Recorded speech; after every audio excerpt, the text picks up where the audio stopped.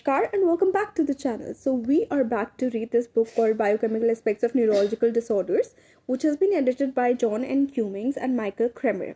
So this book contains lectures given in 1957 and 58 at the Institute of Neurology, National Hospital, Queen Square. It was first published in 1959. So basically we had started with a chapter called Clinical Aspects of Pituitary and Adrenal Disorders, which has been particularly authored by Mr. J.D.N. नेबारो. तो इसके हमने 2-3 topics already cover कर लिए हैं, जिसमें introduction है, दी anterior pituitary gland है, साथ साथ द पोस्टीरियर पिट्यूटरी ग्लैंड जो हम पहले से कवर कर चुके हैं, जिनकी वीडियोस मैं नीचे अटैच कर दूंगी. एंड आज का जो टॉपिक हम स्टार्ट करेंगे, इसमें इसके चैप्टर में लिया गया है पैन हाइपोपिट्यूटरिज्म. अब पैन मतलब सारा, हाइपोपिट्यूटरिज्म मतलब पिट्यूटरी ग्लैंड कम काम कर रही है. लेकिन इसका जो लिटरल मीनिंग है वो ये है कि a rare condition that involves a lack of all hormones that your pituitary gland makes. इसका ये हो गया. अब ऑथर ने इसमें क्या दिया हुआ है वो हम अब पढ़ते हैं.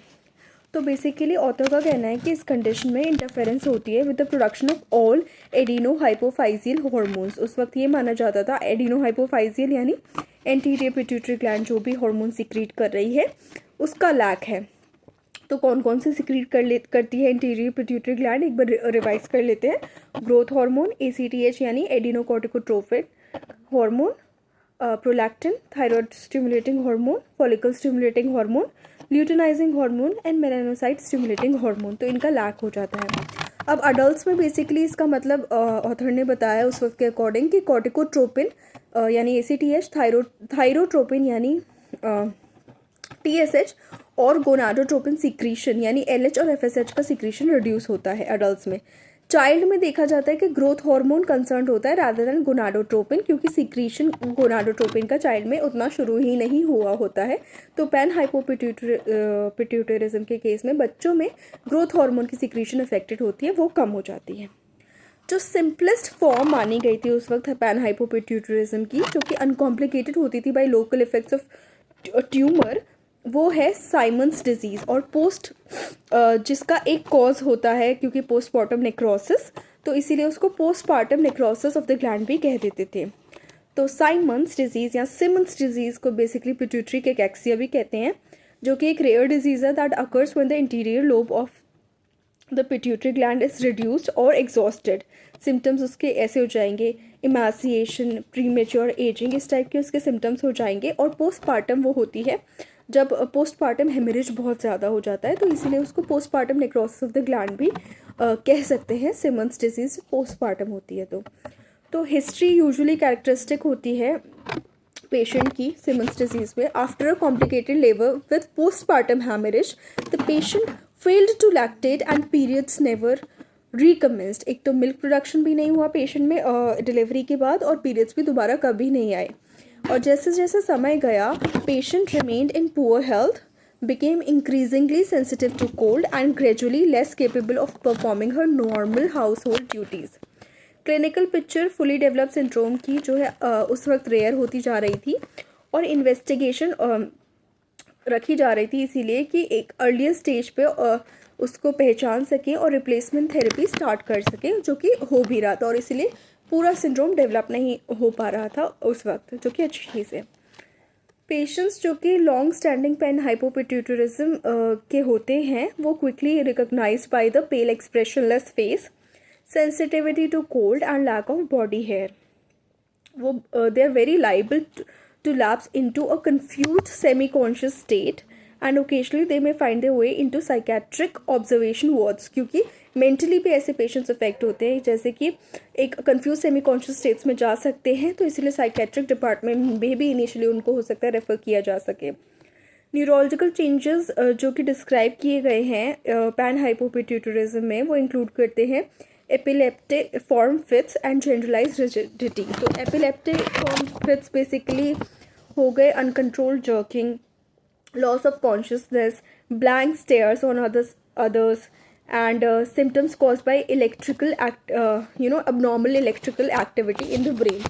तो इसीलिए ये एपिलेप्टिक जो फिट्स एपिलेप्टिफॉर्म फिट्स देखे जाते हैं पैन हाइपोपिट्यूटरिज्म में. एंड जनरलाइज्ड रिजिडिटी, जो कि मसल रिजिडिटी भी हो सकती है, स्टिफनेस, या मेंटल रिजिडिटी भी होती है, जिसमें एक आइडिया पे पेशेंट फिक्स रहता है या एक चीज़ जैसे करनी है वैसे ही करेगा, जो उसने सोच लिया वही उसके लिए रिजिड हो जाता है।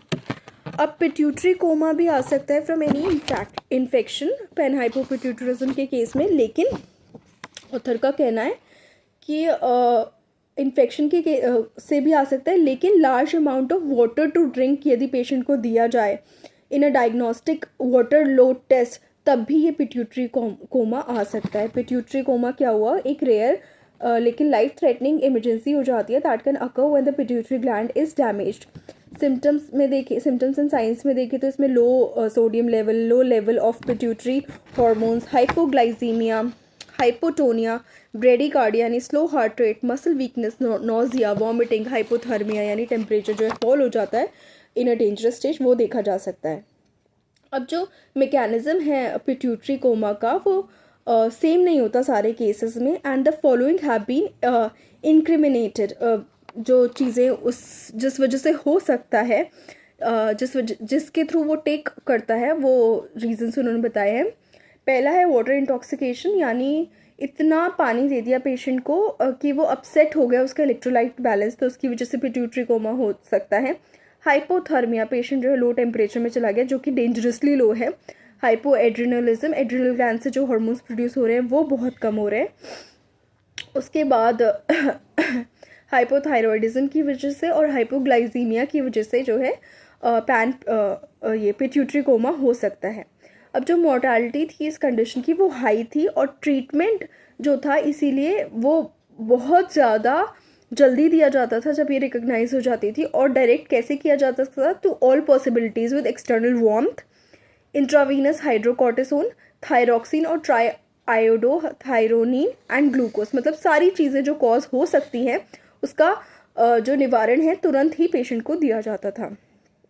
तो अभी इसका पैन हाइपोपिट्यूटरिज्म का जो है अभी काफ़ी पार्ट इसमें रहता है जो इस चैप्टर में कवर किया है, जिसको हम नेक्स्ट वीडियो में कवर करेंगे। So that's it for this video. Please like the video, share the video, subscribe to the channel, do not forget to hit the bell icon. Thank you so much.